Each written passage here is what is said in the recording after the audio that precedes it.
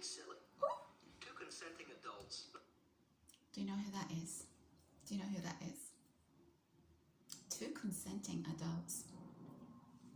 This video should really be focused on one thing, but I think it's going to be all over the place. Or is it? It's about a couple of things. It's about this gentleman right here. It's also about America back in the day, and it's also about the shorter gentleman in general. And I don't know how to connect it all. So, where do we begin?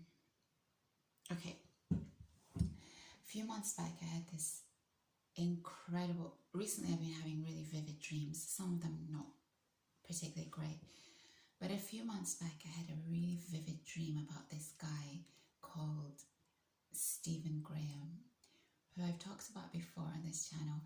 He's a British actor with a Liverpudlian accent, but he does a lot of American films and he's amazing with accents. So if you've seen him in American films, you probably think he's American. He famously did a movie with Al Pacino, and they're in prison together, and they're having this kind of argument over $20 million or something like that. Al Pacino owes Stephen Graham $20 million, and Stephen Graham's really angry, and without Al Pacino being aware, Stephen Graham, there's an ice cream bowl in front of them, and Stephen Graham wants to show his anger, so he just smashes this ice cream bowl out of the way. And Al Pacino's not aware of this, but he rolls with it, and then the camera cuts, and he turns to that famous director who he works with a lot, and he says, Martin Scorsese. He turns to Martin Scorsese and he says, whoa, woo-ha. No, he doesn't say that. He says, did you see what the kid just did, Marty? So then he has this, his nickname becomes the kid throughout this whole film. Stephen Graham is a fantastic actor. He also has a Liverpudlian accent, which for some reason, and I can't really understand why, I quite like the sound of, which probably would surprise a lot of people because it's quite a guttural sound, the Liverpudlian accent. It's a little bit rough around the edges, people consider. For some reason I find it quite an attractive accent on men, but I haven't been around it long term to know that whether it would bother me or not. But I like the accent. And Stephen Graham, as he's got older, he's just come into his own, and he's become someone who I consider very attractive as a person. So I did dream about Stephen Graham, and it was a lovely dream, but I didn't talk about it or discuss it because obviously he's married and we don't really talk about other people's husbands. But Stephen Graham is a classic example of a man who just came into his own as he got older. Perhaps the type of guy that would not have been, I don't know, I don't want to make assumptions, but okay, let's talk about me. I don't think I would have noticed him in his heyday, in his younger days. Not in his heyday, that makes him sound like when he was younger, I don't think I would have noticed him. But progressively, as I've continued watching him throughout his career and I've seen him in interviews, something has happened and he's become this really humble and very attractive person. He's average height, maybe even lower than average height, and I don't think that makes any difference whatsoever. The reason I was thinking about him is because originally I was thinking about this gentleman on a TV show called Ally McBeal, American TV show back in the day, possibly in my top 5 American TV shows that I kind of grew up on. And Ally McBeal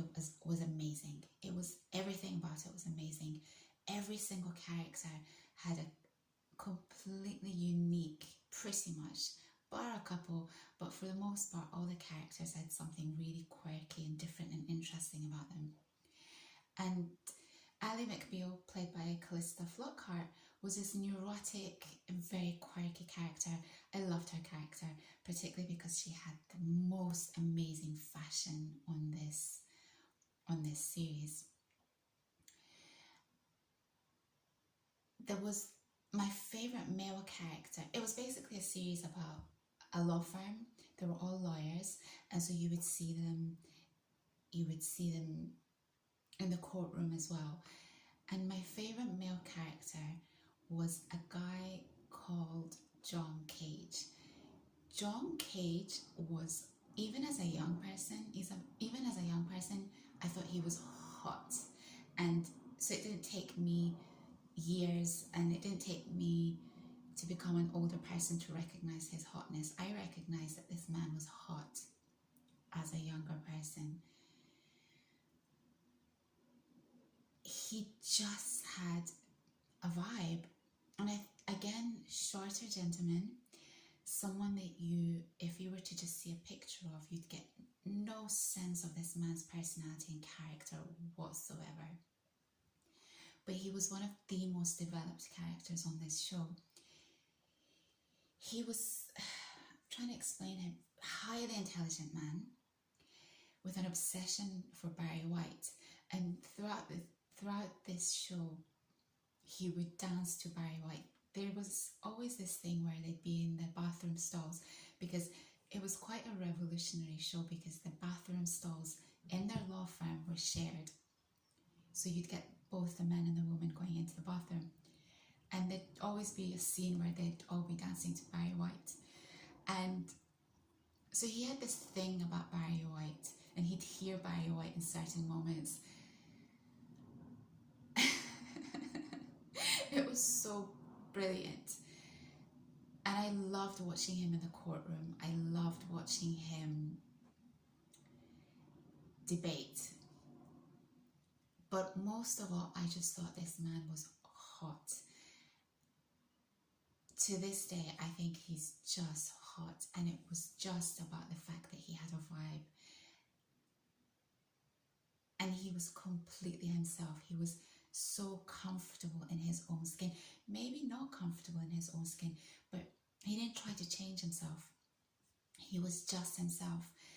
And there's something really attractive about someone who owns their personality and doesn't gravitate away from who they really are, or just can't, and just accepts it, and just, in the end, he ends up with, I always wanted him to be with Ally McBeal, but I think in the end he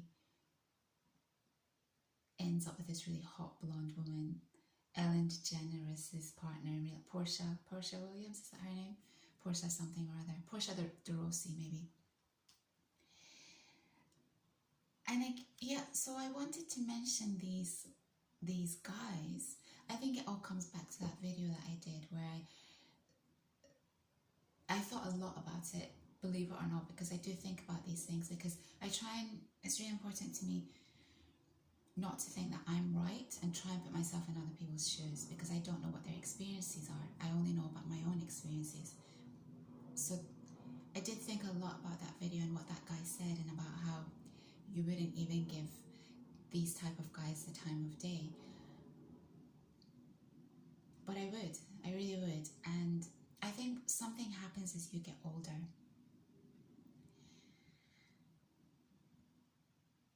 Yes, this is enough, because I don't want you to think, I don't want to lie and say these are the type of men that I've dated, because that would be a lie. But I can tell you that at this period in my life, I see men in a very different way. And for me, it's not true. I've always dated men with character. Okay. Physical attraction was always really important to me, always. But I've come to recognize as I've got older that there are certain people that you will not feel physically attracted to at the beginning, but that will develop. Like someone like John Cage, who just has the wrist. He has it. And someone like, I apologize, Stephen Graham, but someone maybe that I wouldn't have noticed, like Stephen Graham, who I find incredibly attractive now. So let me play you. Maybe I'll leave this at this, in the sense that I want to talk about American TV shows. I'll do that in a separate video. But let me play you John Cage.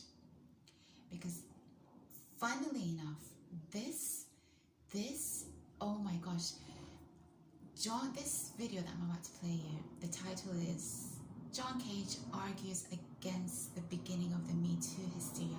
But this show is about, I don't know, 20 years, 25 years old, something like that. So these guys were ahead of their time.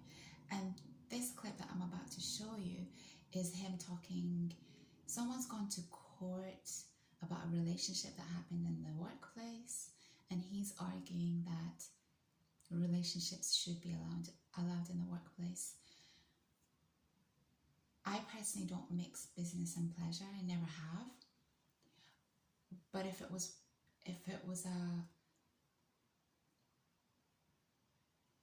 I never have. But I think it's a shame what's happened now, where men feel really scared to just banter with women. Although I do understand that some women have suffered at the hands of men in power in offices, I do think that it's a shame what's happened, because I read that men just don't want to engage with women in the office space anymore. And I read that men don't want to even go out they don't want to involve women in their casual outings after work. And isn't that where all the kind of, I don't know because it's not my world, but isn't that where all the promotions and inside information happens after work? That's the case in Japan anyway. And that's why it's always men that have the high positions in Japan, because everything happens after work. It doesn't happen in the workspace. So let me play you this, and I think you'll understand why a man who listens to Barry White and who has an obsession with Barry White, he has soul. He has soul. Two consenting adults not allowed to date without first signing a love contract. See my co-counsel over there? She and I dated. Things didn't work out, and now after, we still have to work side by side, and yes, it can get awkward. Sorry. But imagine, see my co-counsel over there? She and I dated. Things didn't work out, and now after, we still have to work side by side, and yes, it can get awkward. But imagine, had I not dated her, I'd missed out on that little flutter I felt in my stomach when I held her hand. I may have tried to repress the high I got at the first hint of flirtation, the euphoria when I kissed her, the pang of, pain when it became clear it wasn't meant to be. You know, these are life moments that happen. They happen when people interact, and it's wonderful. Imagine, 3/4 of every waking hour is spent at the workplace, and their policies are trying to legislate against smiling, hugging, complimenting somebody on their attire. They're trying to ban the possibility of finding love there. Have we all gone mad? Do you know how hard it is to find love? Period. You take away the workplace, that leaves, let's say, bars, parties, the gym, all these other artificial venues where people only reveal the pina colada sides of themselves. You take away meeting somebody at work, then they'll have you believe, well, hey, that's the law. But the law doesn't say that, ladies and gentlemen. Despite what these 1, 2, 3, 4, 5, 6, 7 men claim, the law does not say you can't or shouldn't date people at work. The law merely requires that people behave like adults. Now, their policies assume you can't. They're all about avoiding liability. And I'll tell you, that's sad. when a policy outlaws mistletoe, when it says dress down, when it says, well, don't say anything you'd be afraid to say in a deposition. Now, what's going on here? When I dated my co-counsel, I'd walk over to her sometimes. I'd pretend I was Barry White. I'd maybe move my hips a little. We got it together, didn't we?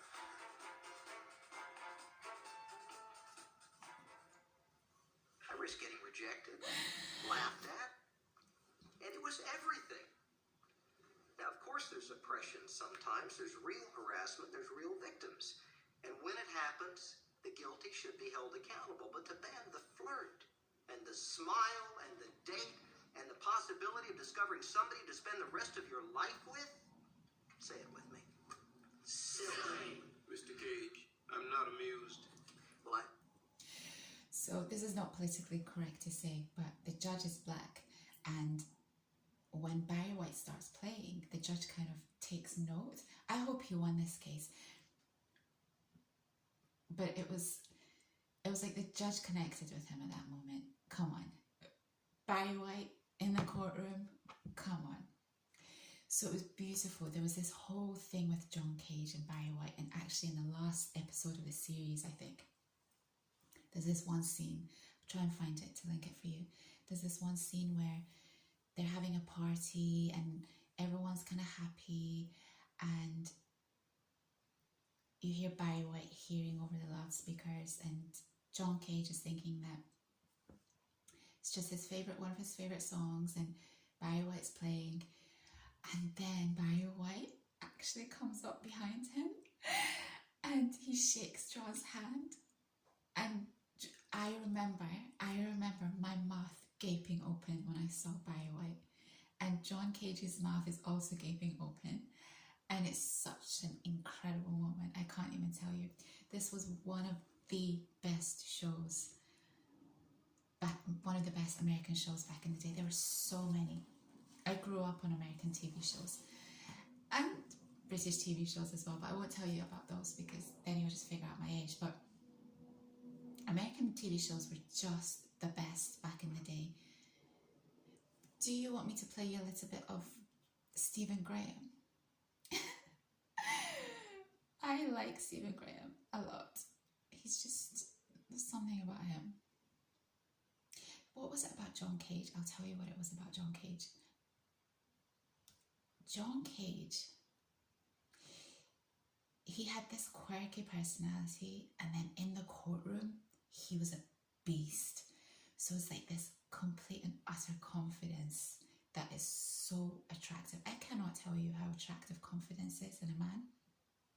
So even though he might have seemed not confident when it came to women, at his job, he was phenomenal, and it was such a joy to watch him, and I think that was part of it. I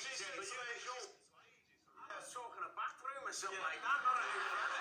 No, she said to me, look, I'm sorry, but both his eyes look in the same direction. I'm moving on. I can't find it when he's talking. 1 second. You can hear it's such a strong accent, right? Here. You see what I'm talking about? Scousers are I told you at the beginning, I think you're hilarious, mate. My family watch your show all the time. I think you're brilliant. But all I'm saying is, if I paid my money to go and have a laugh, I'll pay my money to go and watch her sing, and I'm entertained. But if I paid my money to go and have a laugh, and you don't make me laugh, Yeah. you're Yeah. So I think this is the thing about Liverpudlians. I really connect with straight talking people, and I think Liverpool is one of those places where they're just straight talking in England, and so I like that about them. But also, I don't know, there's something a bit, there's almost an Arabic sound in the way they speak. It's very guttural, it's very throaty. It's just different. To this day, I cannot understand how an accent like the Liverpool accent came about. It's so different from any other accent in the UK. You're just like, how did this accent happen? Where did it come from? So I'm going to put this up, should I come and do this other video, but I wanted to speak so much more in detail about John Cage. He just had it. He had it.